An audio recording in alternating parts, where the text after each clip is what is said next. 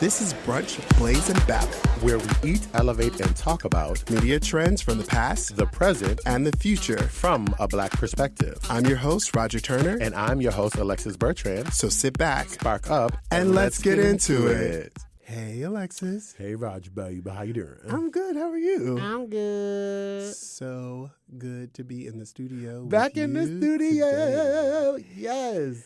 It's been a long road. It's been a journey and a half, boo. Okay. To get back in this studio. You hear me? You're here.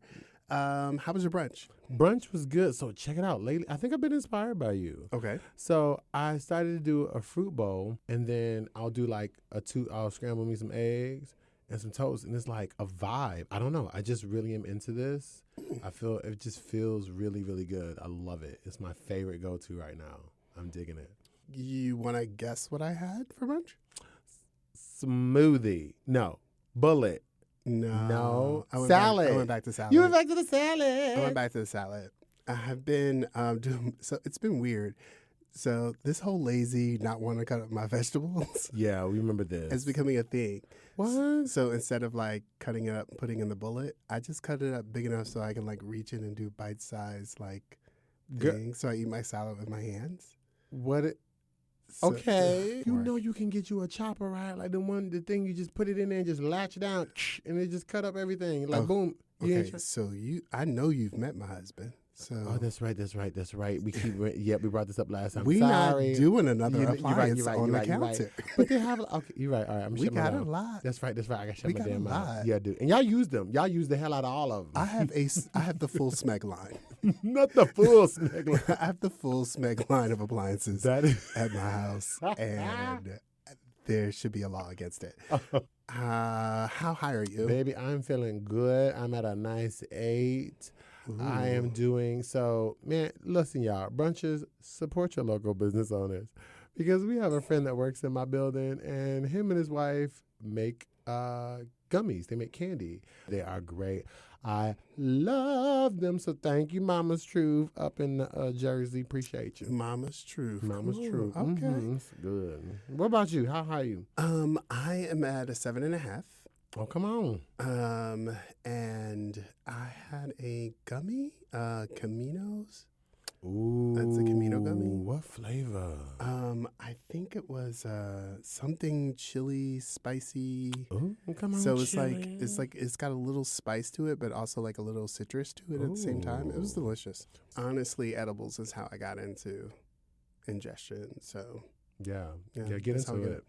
You want to talk to the people about what we're talking about today? So listen, y'all. Yeah. So, at the end of award season, we hit the Oscars, and it's supposed to feel like this just like climatic, in my opinion, beautiful moment. Like we've seen award shows for TV and music, and we just kind of go all the way through like Screen Actors Guilds Awards, and like it just feels fascinating. We get to look at Hollywood in this way. We get to see them celebrate some of the best projects that have come out throughout the year, and I just felt like the Oscars is always supposed to feel like this crescendo, like, oh my God, it ends with a triumph.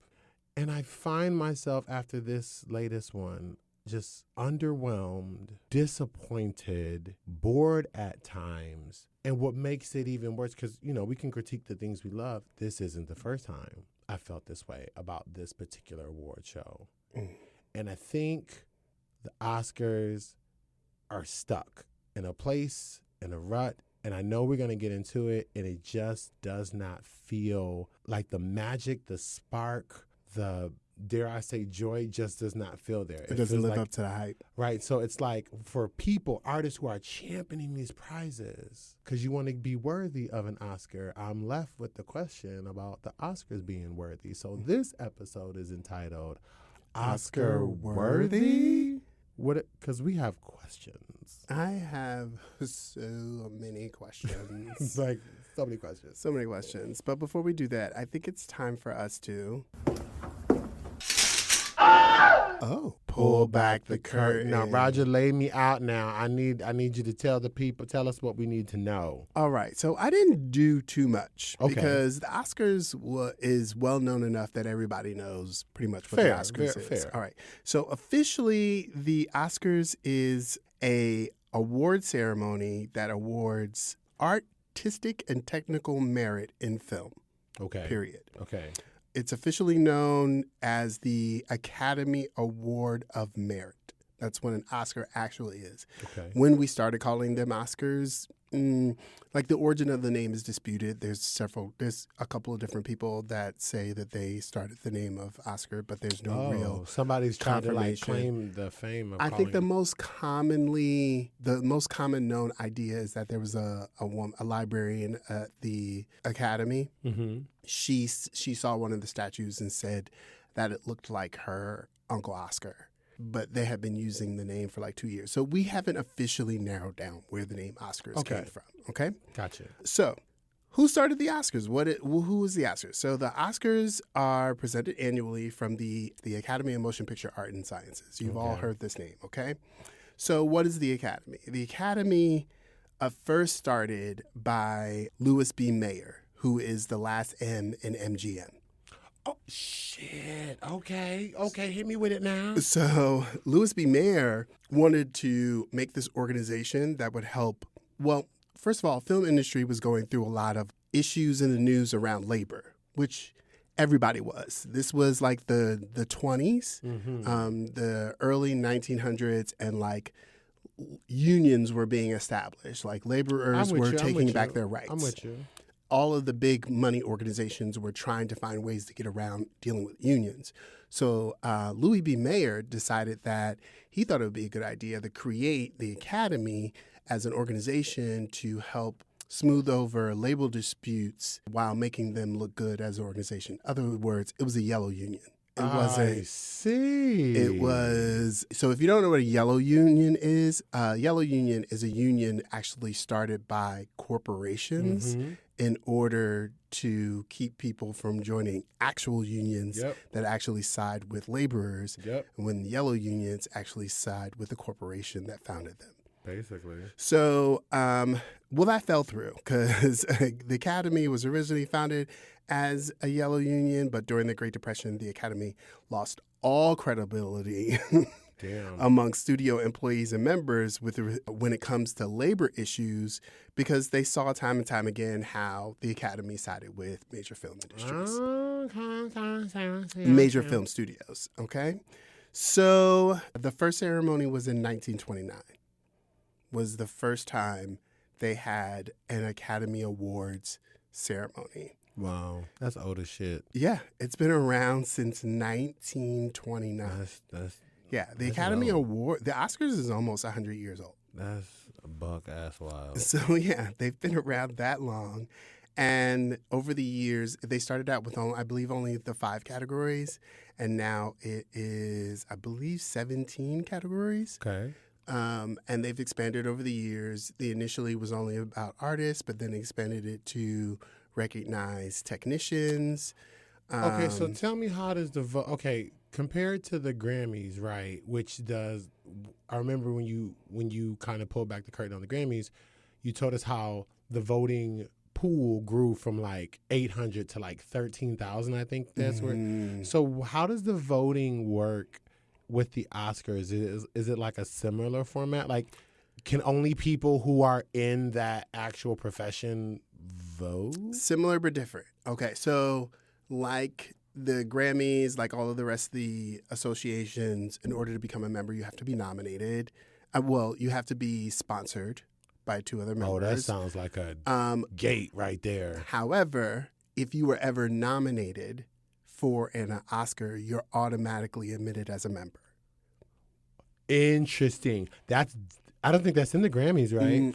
So you can be nominated for all the Grammys. Hello, Beyonce. You can be nominated for all the Grammys, but that doesn't automatically make you a Grammy voter. For the Oscars, if you are ever nominated for an Oscar in any category, you automatically become. Oh, that is. Wait a minute. I don't know if I like this. You automatically become an Academy member.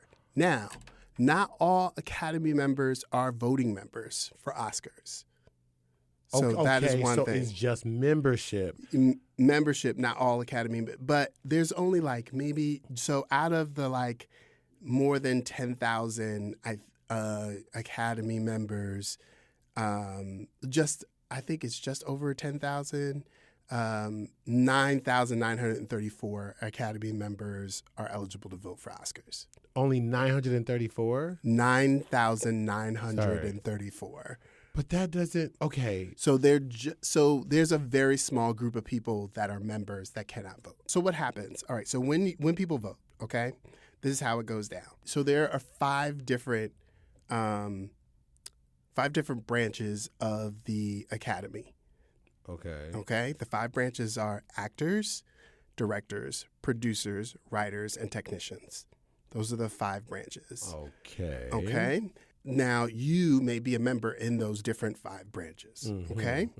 So first nominations happen. And in order to get nominated, you need to secure in order to get a nomination, how many votes you get to be nominated will depend on the membership size of the voting branch that is voting for you. So, okay, I think I follow. Keep going. okay, so for example, I got examples for you. So, in categories like Best Picture, a movie might need like 800 votes to become a Best Picture nominee, because the entire Academy needs to vote for Best Picture. Okay? So, but if you are in an acting nomination, you may only need 300 votes to get nominated, because there's a smaller pool of actors in the actor branch rather than the entire branch. Okay. So depending on how many people are in your voting branch and how many voting members are present will depend on how many votes you need. It's like a percentage of that group. Yeah. Got you. So once all the nominations are in. That's why I feel like some people say sometimes it's a really big deal to just even get nominated. Yes. To have to go through all of that. So it is a big deal to be nominated alone. Right. Okay. So Got you. Once the nominations are done, all members are allowed to vote in all categories. Okay, that's also very different. That's very different. Okay, so that's very different from the Grammys. Grammys. Oh, I get it. I don't like this either. This looks like a damn setup. So, well, no, you get more. Girl, why don't these technicians over here voting for my Angela Bassett, who should have been damn won? I'm trying to, right? Like, I'm just thinking about like how difficult it is to actually win if I got people who aren't even. Yeah, they're a part of the Academy, but they're not even paying attention to my work. Like, what's happening? Well, one, as an Academy member, it's your obligation to pay attention to all of the work. Two, and the larger the pool, especially for people of color, the more likely we can get voted for or nominated. You want the pool to be larger rather than smaller, and I'm gonna explain to you why. And I'm gonna show you why. But I'm saying if you're not paying attention to the work, because you said they're obligated. Girl, obligation. Girl, I could just sign a piece of paper and said I did it and I didn't do it. But you know what I'm saying? Like, but you also don't have to vote in a category that you don't feel comfortable voting for. So I would. Some of that is sus. I hear you when the moral level is correct.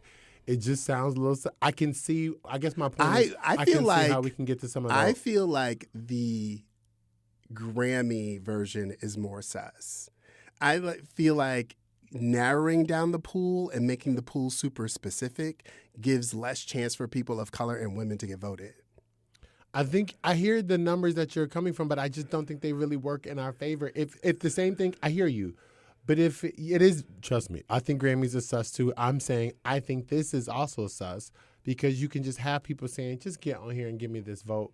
Like I can see all types of just foolishness happening. Well, so yeah. So we'll get to that. Oh, shit. We'll get to that. Okay, come on now. All right. So all voting members can vote for all categories, period. Okay. And then who wins is the person in the nomination category that has the most votes wins, except for Best Picture.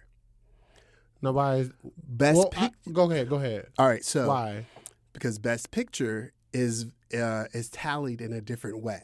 So all the other categories, with the exception of Best Picture, you get the nominees, You get all the nominees that are in the category, and then you vote for one of them, and the person that has the most votes wins. Okay. With Best Picture, everyone has to rank all of the nominees from highest preference to lowest preference. Say there's 10 nominees that year. Mm-hmm. You rank all 10 from 1 to 10.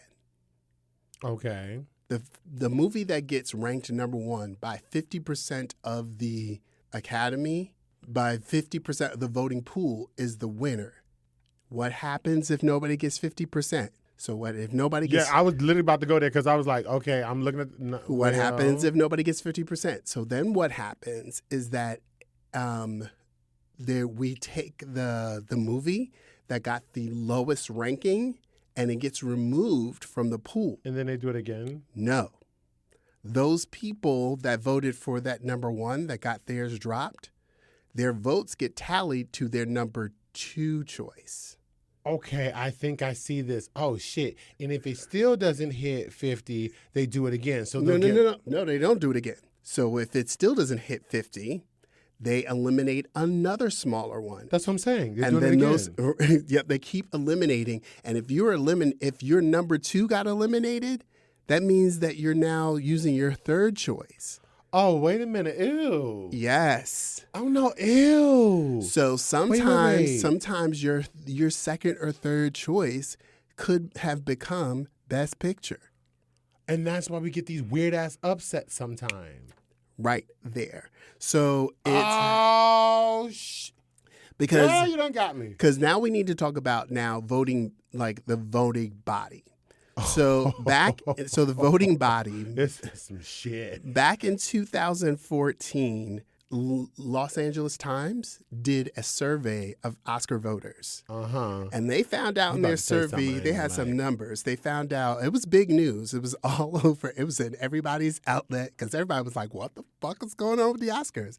So they did a survey and they found out that the median age for all Oscar voters was 63.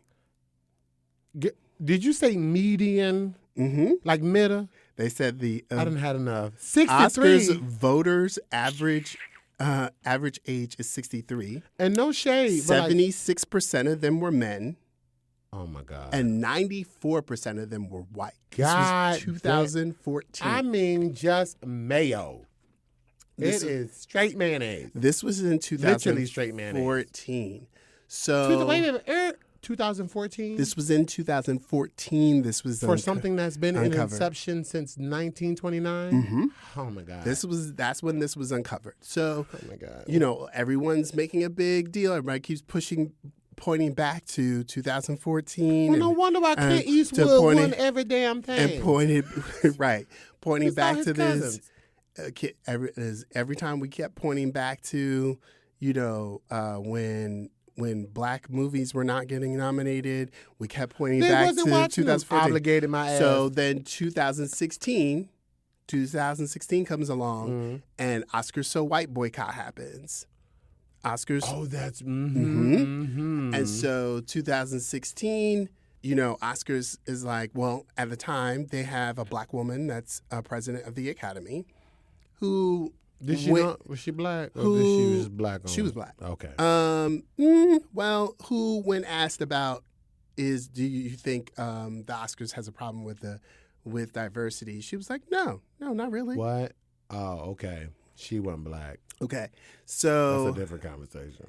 She black on the census. So in 2016, Oscars So White, Oscar gets themselves together, and they're like, okay, we need to Did they gather themselves, though? They did gather themselves. So what happened was that they made a diversity and inclusion commitment that they were going to raise their membership and diversify their membership, and gave themselves 4 years to do it. Mm-hmm. So 2020, they had a goal of making 20% of the voting body of color. That's what happened. So today, so they got that in place. So they got that in place, and today 9,934 Academy members are eligible to vote in the Oscars, including the 2024 members. 35% of the members are women, 20% are underrepresented ethnic and racial communities, and 20% or more are from outside the United States. Mm-hmm. Yeah, so okay. they brought people. So they brought more women in. They brought more people of color in. I'm sorry, age. We don't know any age. We don't know any ages. There was not an Gotcha. age breakdown. Gotcha. So what I'm having an issue with is that the Oscar voting membership grew by, I'm gonna say, roughly just over 1,000 people. Mm-hmm. Okay, and it does change the voting dynamic. Oh, I guess. It does change the voting dynamic slightly.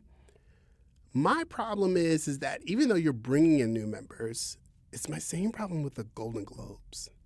Like, all of those white men are still there. Still there. Like, that was in 2014, we said. You want me to bring in these ribs and these empanadas with all this mayonnaise. We said in 2014, the average age was 63.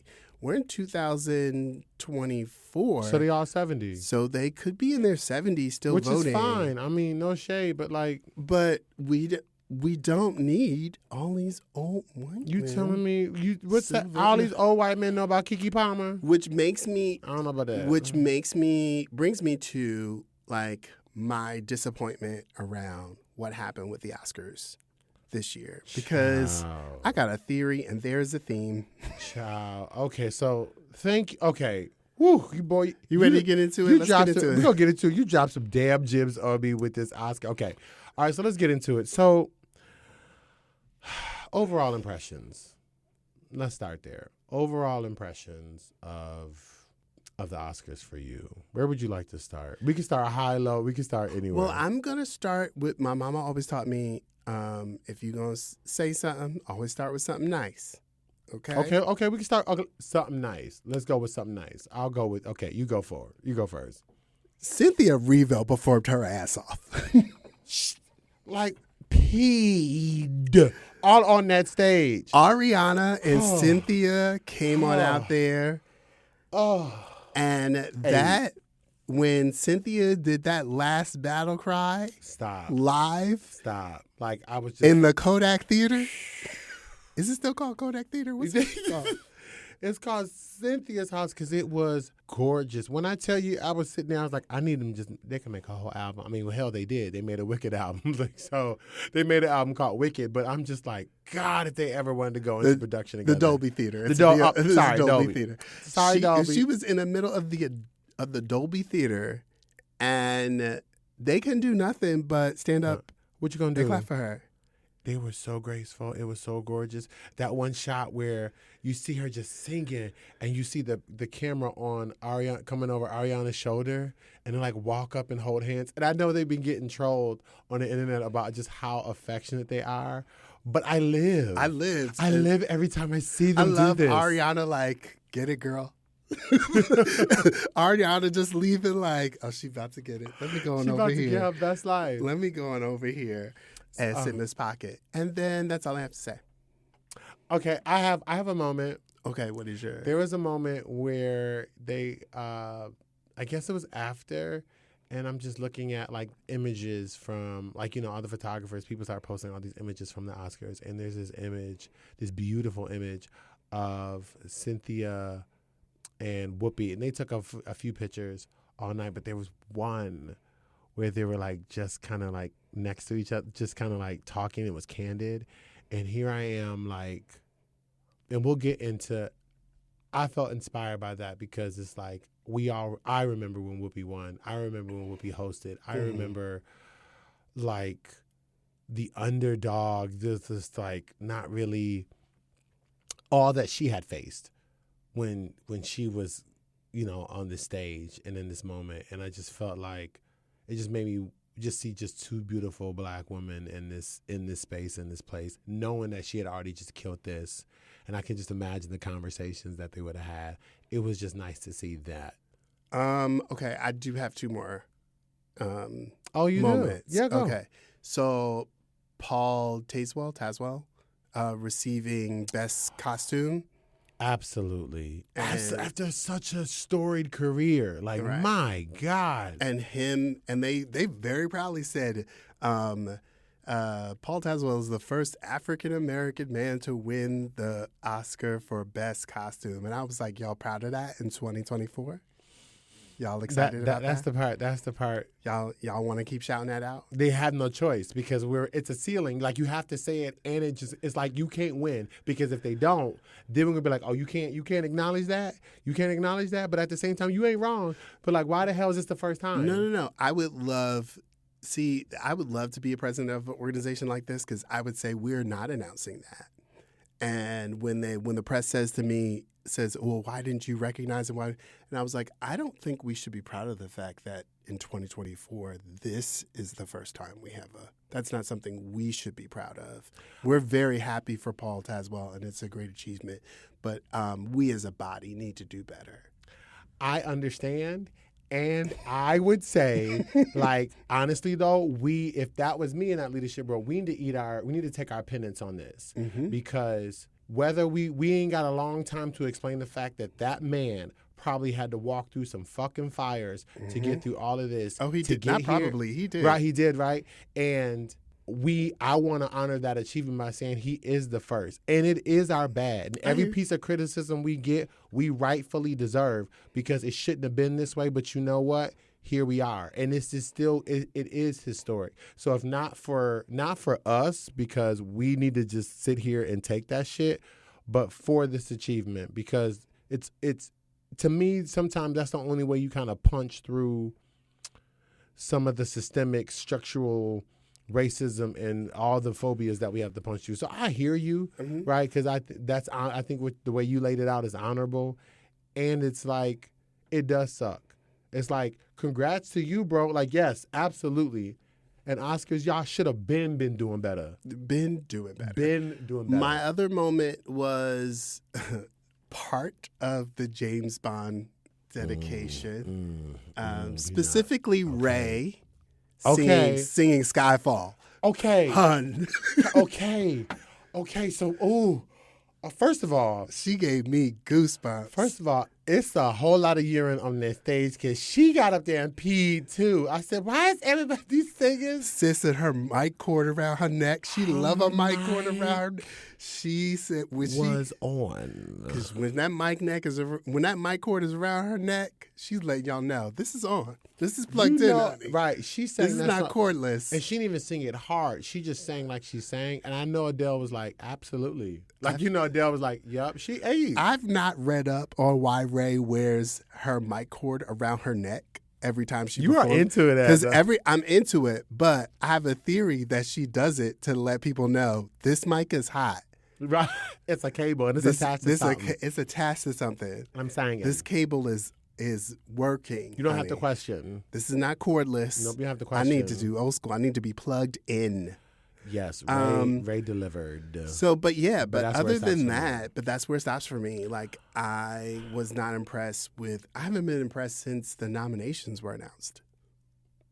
I mean, real talk, like, I was underwhelmed, like I said, except for a few. But since we here, let's talk about it. And I'm mad at y'all Oscars, because you making me go on at two people that I adore. Okay. You making me. So let's stay with this James Bond performance. Now, Ray 8. Now, who's the rest of these girls? Go ahead, talk about them. Now, y'all brunches, don't kill me in the comments. I love me some Doja Cat. Come on, talk about it. She's a rapper, isn't she? But don't play with me. Don't play with me. But she sings too. Don't get me wrong. I think she has some. Should be a rapper. I think stop, because I love her music, and I think she has some I think the way she's worked with her vocal ability, honestly, because Doechii too, for example, I'm not comparing the two, I'm saying Doechii also sings at times, and I think there's space and there's place for this. But I will say this about this performance. I love that I got to see Doja glammed, but that's where it stops for me. As someone who is a singer, and we're not talking about a song, Diamonds Are Forever. We're talking about Shirley Bassey. Like, let's be clear. Shirley Bassey is a singer. Is a singer. World renowned. Her singer. lungs are like, and I'm just from that standpoint of when we hear one of our favorite songstresses sing one of their hearing one of their most famous songs, it's not just the words we know. We remember the inflections. We remember the rise and the fall, and audience have just come to hear these kinds of things. And on this kind of stage, and in this particular moment, this wasn't a time for Doja, like, let me make it Doja. Let me do it like this. This is a tribute. This is very different. And in the Bond songs have all been crafted this way for a reason. So my point is, it is not that I don't think she has the ability to hit the notes. It is not about that. Because we're talking about Miss Bassie, who sang, and you're talking about, imagine, like, I know we've done it to death, but singing I Will Always Love You and performing I Will Always Love You are two different things. So Doja being able to sing Diamonds Are Forever and perform Diamonds Are Forever is where she lost me, because it comes with a level of vocal ability that I just don't think she possessed, period. You can't. And that's not fair, because I think she is a singer, and I get what they were doing. I don't know if they're trying to come from the young audience. They were trying to make it a little hip, but that was not the right song from her.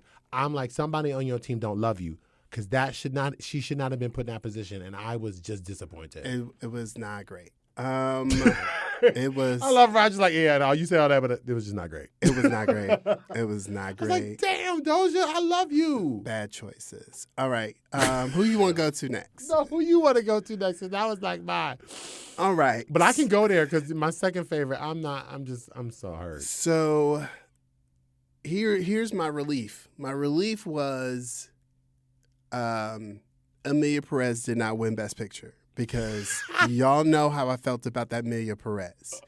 That is an awful, awful, awful fucking movie. I think it's toxic as fuck.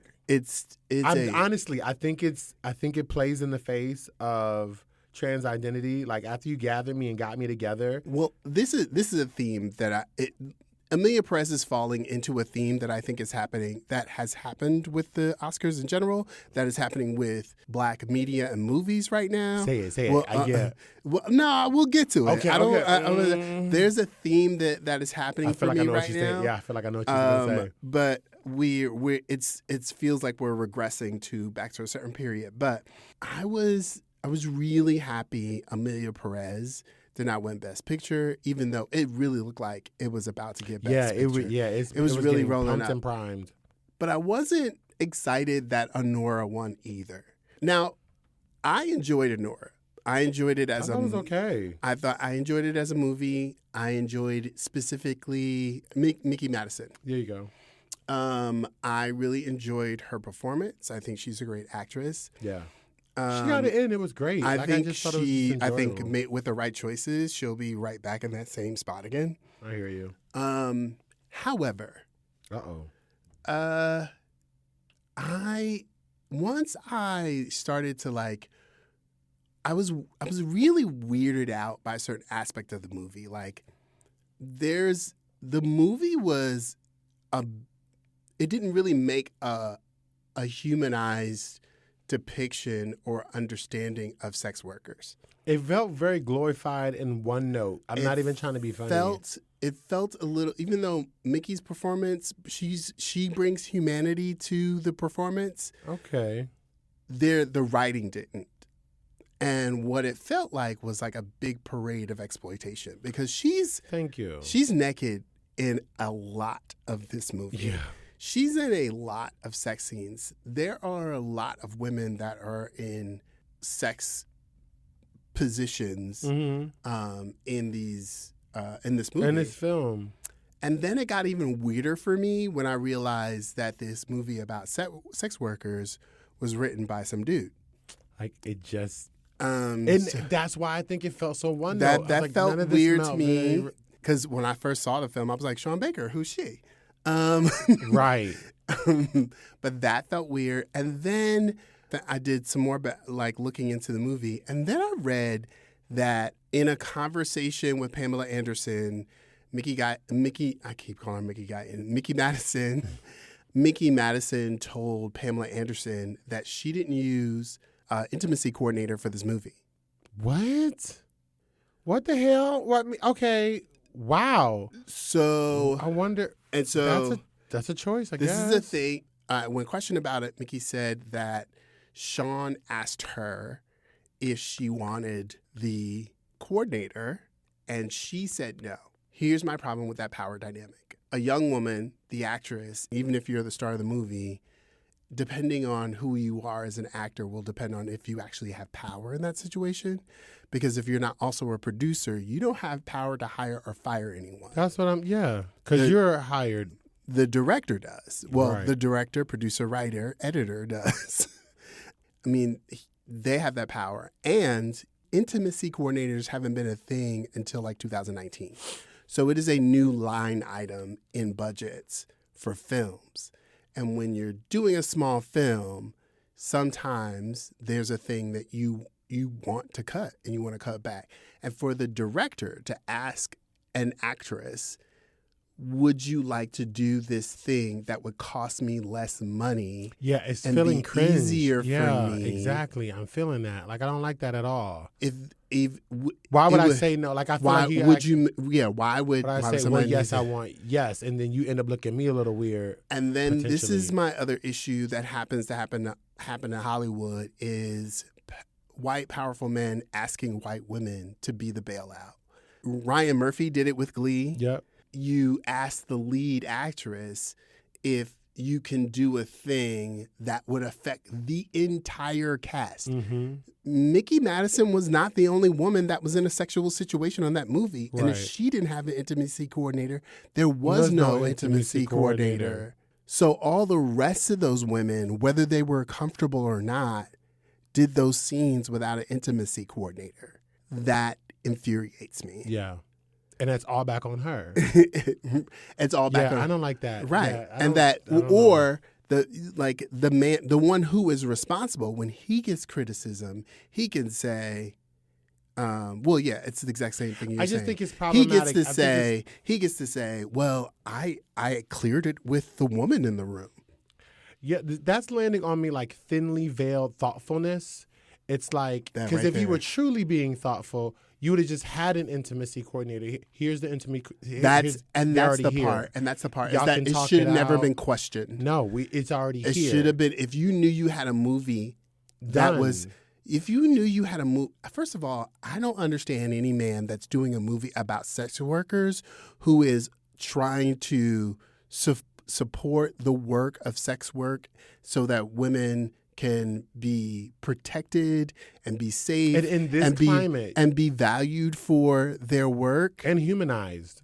and Absolutely. then do a film about them and then don't protect the women on the film. But I asked you, and that's where my thoughtfulness is. It's trash to instead me. of just making the safety mandatory, period. period. It would be different if you would have said they were on set, they were working together, and she said, "I don't want to do this. This is different." If you're doing but stunts, I provided the service. we only have stunt men in movies because it would cost the film money if the actual actor got hurt. Got hurt. Okay, what needs to happen is women need to start suing these studios about if more women start coming forward and more actors period start coming Yeah. forward and start suing the studios. Yeah. That is the only time it's going to come a requirement. But you as a director that is talking about women and Yeah, I didn't respect that. that should have been there. Well, now that you just told me that, now I just felt like the movie is just, and I get the dialogue of it now. It was This also fits into this whole theme. So let me just get to it. So I've watched all of these Oscar movies. Mhm. I've seen all of them. I had left it at one, but I watched the last one today, and I you better than me. wanted to cut myself. Oh God. So I was trying not to watch The Apprentice. Oh, you watched that? I I'm just telling you, I was never going to watch Watched that. it. Nope. Oh I my wasn't going to do it. I God. wasn't going to do it. So let me put it this way: it could have been done. Like the only issue with this, it tells a truthful tale about Donald Trump and his rise to fame and I power. don't care. It is very agnostic Ugh. about that rise. Like it doesn't.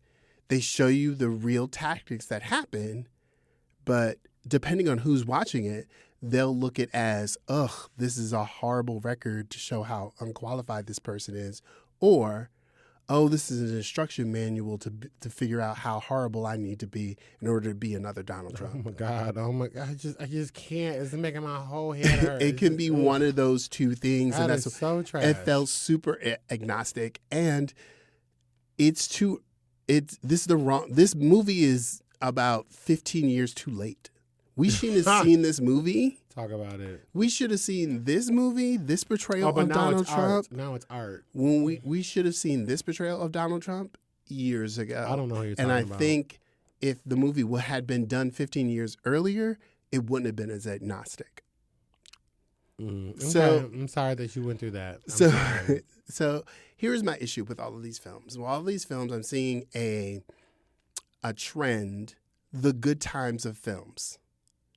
The Jeffersons of films. Not the Jeffersons of film. Yes. So when you think about those shows, the Jeffersons when we think about those shows, we think about those shows as being fun and our way of seeing Black people on television, but it was a white man's portrayal of what Black people were like. Oh, I think I'm picking up what you're putting down. This movie feels like what a white man's imagination of diversity is. Which movie? The entire nominating party. The whole party. All of them. All of the movies. I read that. All of these movies show Yes. some type of marginalism. Through the lens of a cis man. A cis-het white man. Yes. So a Russian immigrant, very pretty immigrant white girl is the marginalized. The brutalists, yes, we get Say less. The very highly educated Holocaust survivor Jewish immigrant story. Mm-hmm. We get the underdog's rise to fame, The Apprentice. Mm-hmm. The beautiful Hollywood bombshell who is now losing her beauty. Yeah. Like all of these stories is their idea of marginalism. And like even like a movie in The Brutalist, like it's hard. It's a great story. It is. It's a great story. It is a brutal story. It's brutal. It does not hide. He starts low. He climbs his way back up, get knocked down, and then he climbs up again, get knocked down again, and then he got to climb up. And I said, listen, if one more thing go wrong, I know that I'm shit was out. Buck wild. I was like, God damn. It's hard for me to engage these whole marginalized depictions without them recognizing the white privilege that they also have. It is hard for me to engage with a movie like The Brutalist, where he got this black man that has got his back and doing all this stuff, but not recognizing the fact that the black man is not at any of the dinners with the fancy clients. See? The only time he's at the table, he's at his own table. Yep. I think it's like, but I think you can't portray what you don't you haven't experienced, and which is how we know that these stories, on many levels, they might have hit it right. There's something that lacks authenticity to a whole experience.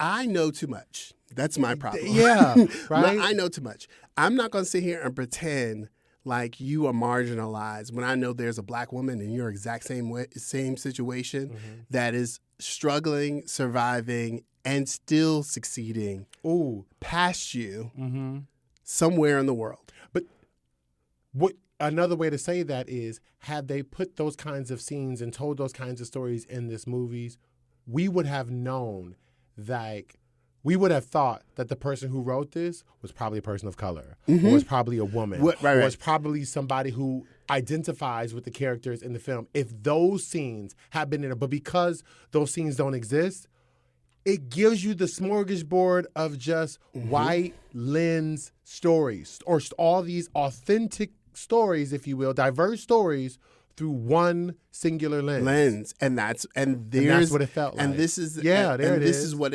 everyone's complaining about, because it's the same way I feel about Amelia Perez. I feel like Amelia Perez is a white man's imagination of what a Mexican trans woman's story is. Yes, I agree.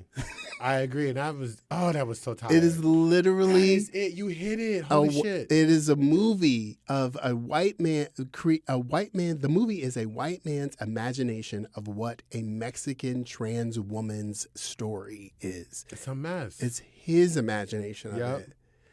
And that's what each one of those films felt like. The imagination. It's I didn't feel like imagination they of a lived white man. it. Yeah, that absolutely. With the exception of Wicked. Yes. Wicked gives you a truly diverse creation. Mm-hmm. There is an Asian American director. There are women in all of the highest of tech positions. Both the major stars are major roles are women. Mm-hmm. The lead woman is a black woman, Queer black woman. a queer black woman. There are queer people in costume and design. There are women in both of them BIPOC, right? Yes. What are we talking about? Yeah, there are both of these women are in BIPOC. stage design. There's all of these people, and having the lead man in a het cis role is actually a queer man in in a heterosexual role. Like, there are all of these things that. And it was good. It was all it was good. But it was a I great felt fucking like film. it was a great fucking film because it added all of those perspectives. Which allowed you them got to a live. full Absolutely. scope. I was able to see that thing and engage because there's a perspective somewhere in there that considered me. Say a perspective in there that considered me, and you felt that And damn near immediately. And I hear like critics and like producers and directors responding to critique around their work and saying, well, you can't please everybody. Well, you don't have to please everybody, but you can reach more with more than just your perspective. You can still make everyone feel like they're invited into this experience versus I'm looking through a window. Well, when people say, well, you just can't please everybody, that feels like you gave up. And you wasn't going to even try. And you weren't even going to try. Because if you can't please everybody means there was this one article that was negative about it. Right. And you're going to have to just be like, okay. So who are you actually trying to please? So if there's this one article that was a thing, yeah, that's a valid statement. You can't please everybody. But when you hear journalists that are black or that are women or that are saying that your movie was exploitative or that your movie falsely depicted, the trans community. The trans community did not want this. But if you have these criticisms coming at that movie, it's not about not pleasing everybody. It means that you didn't broaden your perspective in your collection of people that helped create this movie with you. And you missed the mark. And you have to be okay to say you did not hit. You made a film, but you didn't hit your intended target, friend. Like, and then what you're supposed to do, what Tyra say? Learn from this! Okay, I have a couple more. Like, I just got to get them out, and then I'm done. I'm just done with this damn show because it was so bad. First of all, that imagery you just gave me is like basically one rainbow chocolate chip cookie versus 9 sugar cookies. Like, this is what this looked like. Like, just, it was a mess. I have to say, I have 2 more disappointments. One, oh my God. So Zoe Saldana wins. Oh, you're going to go there. Okay. And she talking to the press. How can I put this? I just want to say, like, this is the most Dominican I've ever seen her. All right, I don't think I'm qualified to say that, but go ahead. Because I hear you. I have never seen her be more proud of her identity. Okay, yeah, all right, I'm here. Than ever before. Okay, I'm here. I got you. In fact, I remember when she made the Nina Simone film, and she received a lot of backlash for that. And part of her argument then was like, how black she was, her connection to it, how much it meant for her to take up this role. Mm-hmm. Yet I felt like none of that was on display For me. And I just was like, and for someone who I think she's also had some criticisms around, like, because she presents a certain kind of way. And let me be clear, I love this. I love her as an actress. She's a part of multiple billion-dollar franchises, and I think she's earned her spot, especially being a sci-fi fan that I am and all the stuff that she's done. And I think this was an opportunity, and I don't take anything away from what she shared. It felt performative, and I hate to say that. It felt like it was being weaponized. It just really did. It did not feel authentic. And I was like, what? It felt like, because it didn't go anywhere. She made the statement of this is who she was, but then it didn't go anywhere on how that influenced her. It did. She just stated this thing. She just stated this thing, and it didn't go anywhere from that. What does that mean for you? And so it lands flat. And then it is not lost on me that she's received a lot of criticism around being in this movie and this role. Mm-hmm. And it feels like, in general, when we are talking to Zoe about this movie, she's defensive. Yes. Which was another moment of being defensive when the Mexican reporter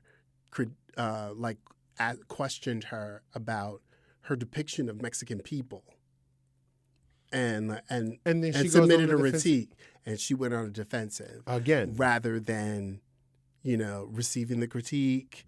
Like, understand that. Let me tell you where I was coming from. Not even tell me where I consider that critique. As I think about my position in this role, I may not have been talking to the people that I needed to talk to get the proper references. I would like to have more conversations. You see what I'm saying? So that's like if so I'm African American. If I were to go and do a role, which, when Chadwick Boseman turned to do the Black Panther, right? He's not African. Right, but he was studying and learning, and I remember him taking critiques along the way, really work on your dialect. No, it's not here. He wanted here. He worked with 2 different dialect coaches to help him make sure he got that accent right. Because he wanted to get it right, and then he still took the criticism from it, right? Did you, just quick side note, yeah. When everybody was working on their dialects for Black Panther, who everyone's go to make sure they were getting it right? Who? Everyone was calling Trevor Noah to make sure it was right. Living. And he was giving them proper feedback. You see what I'm talking about? Yes, but they were working. All right, go ahead. But my point is, the way he was accepting that criticism, because he's like, I'm still a part of, I'm talking as if I'm a part of this family. Even though I'm African American, I'm not coming at you as if I'm on the outside looking in. And I felt like every defense she had, it's like, if you're Dominican, if a Mexican... it's like a family member, like a distant cousin saying, hey, you didn't get this right. Didn't we say we're cousins? She said something like that. Yeah, but she was talking as if they're on super far opposite sides of the spectrum here. And it's like, I'm out here and you're in here. I'm like, boo, why are you so defensive around this? But when you won, it was... Hey, I feel like you just wanted us to blanket us with look, I'm the first. Don't discredit my win. And I'm not trying to discredit her win, but you're right. It felt flat. And I was kind of disappointed. I was it felt flat. And I just felt like this entire theme, really disappointed me. Movie after another.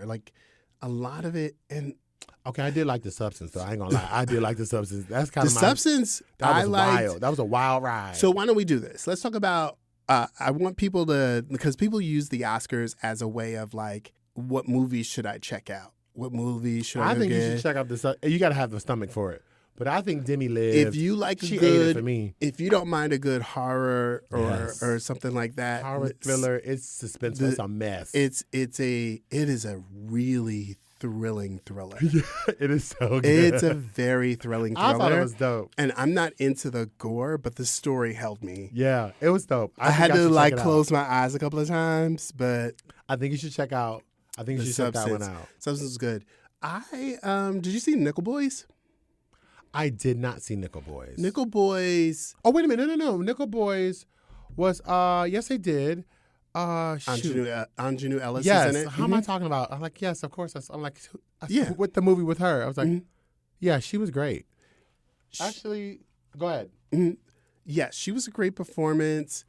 I wasn't into the first person shooting of the film. No? Yeah, I don't Maybe because like. I play so many video games, I was kind of into it. Yeah, Maybe that's it, because it felt like I was too into the. Yes. Yeah. That is very I don't jarring wanna at first. be the in eyes. there. You don't want to be the actual eyes. I don't want to be the eyes. That can be unsettling. It's unsettling for me to watch.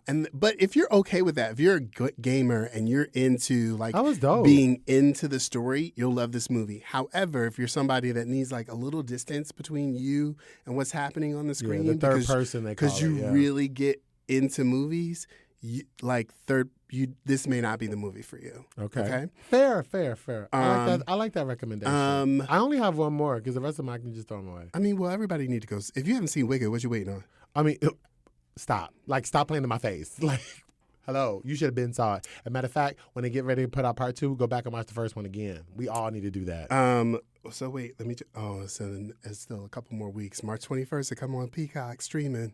Hey, come on, Peacock. It's gonna be streaming on Peacock March 21st. Peacock, get them servers ready, baby. Get them servers ready because we're gonna be watching. I'm gonna watch that 1,000 times.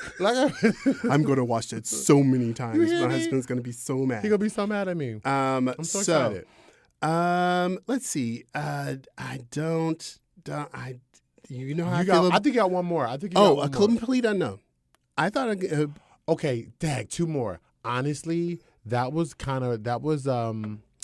think I was gonna like it because I don't really listen. I do have 2 more. Yeah, I didn't think I was gonna listen to his music like that, but I was like, Timothy Chalamet. Okay. So, low key, I'm a low key fan of Bob Dylan. Oh, and I didn't know that. I know a lot of Bob Dylan music. I've seen shit. I've watched a lot of like young Bob Dylan. So how do you think he did? So this is a wild comparison, and you know what? I might be making it because I'm high. Okay. But I have not seen an actor fully embody a musician like that since Jamie did Ray. Wait a minute. You did not say, wait a minute now. Homeboy who played Queen frontman, he ain't get it in. Rami didn't sing. Oh, that's right. That was tracked. Okay, so you talking fully embodied and musician. Homeboy who's at Elton, he didn't sing either. No, dang. He sang some of it. It was back and forth reference, but he did not play. I don't think he played. I kind of okay. I see what you're going. I see the criteria. This young man, he did it. Became Bob Dylan. It was a great performance. I was like, oh, this man is awkward. I had no idea. And Bob Dylan's sort of an asshole. I mean, I kind of got that. Like vibe. Bob Dylan was an asshole. Just awkward and ass. Like, how is he getting all this poon? But it was a good story. And you're right. There's another Conclave. Conclave was excellent. Damn, 2 more. I was going to say Sing Sing. Like, I forgot all about. Oh, yeah. Sing Sing was good. Okay, yeah. I was like, Conclave was badass. Conclave was actually one of my faves. Sing Sing was good. I watched this movie because it's work. It's not a movie that I would want to go watch. Absolutely. I don't want to watch black men in jail. No. Like, that's not something I want to see. Like, it feels uncomfortable to even It's been a while. Yeah, movie. It's been a while since I kind of gone. I'm with you. Like, I liked it, though, but, like, then let me be careful with that. No, but listen, But go if see you're, it. you also you're could right. be a person that could be okay to be able to go do But that. if you don't want to go see that, But then go. if yeah. it, yeah, You don't like, want to do Black Trauma. I understand. you don't want to do Black Trauma. We overstand over here at the but BBB. we definitely understand that. Like, if you don't want to do trauma, Don't do it. then maybe don't But, do this. You know, I like Coleman Domingo a lot. I like Coleman Domingo. This was a good performance. Coleman is another one of those actors that I really love, but I'm these choices are not consistent. I'm just watching them come out your mouth now. I need these choices to be more consistent. I need more Rustins. I know. I need more Rustins. I know. Don't go backwards. I need more Rustins. Just keep going higher to higher. There's a reason why you ain't seeing Denzel in certain films, but I'll let that go. Right. Flo. I really enjoyed Flo. Oh, yeah, it was cute. I did not expect. So when I saw the nominations, Inside Out 2 was like my front runner. I watched Inside Out 2 and I was like, oh, this is going to win. And then I was like, Flo is not going to beat this. I watched this movie and I was like, fuck, that might win. Flo is cute. I still go with Inside Out 2, just for all the like educational benefits that came with it. Like it's just made talking about social and emotional stuff for people and kids so much easier. I get that, but I also get like how, because this is a award on artistic and merit, and I get it. I get how difficult it was to create this storyline and like message with zero dialogue. Zero dialogue. Okay, only the animation told the story, and I was like, let me make sure. Am I right? Nobody talked, right? No, that was me. But you was in it the whole time. I was in it the entire movie. It was very cute. Yeah. I hear you. Yeah. But other than that was it for me. Boo. You don't do it. Don't do it. If y'all thinking about watching Anora, you know it's a parade of exploitation with a great story. The Brutalist, girl. Take your time with that one. Go listen. Do some digital. So glad it's not in the theaters. You know, that's a good movie to. The way I would, first of all, it's not going to be me in the theater at any movie that clocks over 2 hours. I'm not doing it. Unless it's a superhero film. Y'all know I'm going to do it. Well, yeah. I got a cape on. I watch it with your spandex. No. All right, so let me correct that. I'm not going in for any movie that's not a superhero movie. Actually, not even a superhero movie. No, I know you. If you clocking over 3 hours, because this was 3 hours and 12 minutes. All I know is that you better have something fun and festive afterwards. I need to watch a cartoon, have a piece of cake. I'm not going to nobody's, like, Martin Scorsese has lost me a long time ago because I said, sir, it don't need to take 3 hours to say this. Child, he from that generation. It doesn't need to. You need the extended cut. We don't need to be here this long for you to deliver this message. It's when art. I was a dancer. So when I was in college. Here we go. When I was in college, there's a dance composition or a choreography textbook that's widely known. And the first chapter in this textbook around choreography, like real choreography, delivering a message. You know what the first chapter is entitled? The first chapter. Brevity. Honey, get on this stage, say what you got to say, 5, get 6, off. 7, 8. You ain't got to have a long conversation. The whole first chapter to have a strong conversation. Okay? We don't need here to be. Martin don't do nothing less than 3 days long. His movie's gonna be 3 days. You know Martin Scorsese don't do no damn film. When the Brutalist, him and Francis Ford Coppola, the Capo Coppola. Him, 5 hours long. James Cameron, 9 hours long. They all do these long. That's just who they are. Bradley Corbett, Bradley, you're not getting me back in here for 3 hours. There's no reason, child. Watch it digitally and go back and like pause, come back, make it. Split it up. Honestly, that's not a bad idea. It's a miniseries. But it is. It is. It's a miniseries. It gives you. It's beyond Lifetime drama though. But y'all, make sure you have some comfort food or something that's gonna make you happy. That movie was a lot. It was a lot. So make sure you have something on the lighter side of that afterwards. Go watch a cartoon, girl. Just take care of yourself. I'm just saying. I'm not even gonna lie to you. Take care of yourself. That's all I have. Me too. That were girl. my favorites that I think you. That's all I would actually recommend. So listen, y'all. When this drops, drop in the comments. Maybe there's you had a favorite film or a favorite piece of content from the Oscars, but yeah, the Oscars got some work to do, and maybe in this lifetime. Or we'll maybe get to it. we have some work to do. We need to start realizing the Oscars is not going to lead us to finding great quality that was it right storytelling. there. You just said a whole damn lot right there.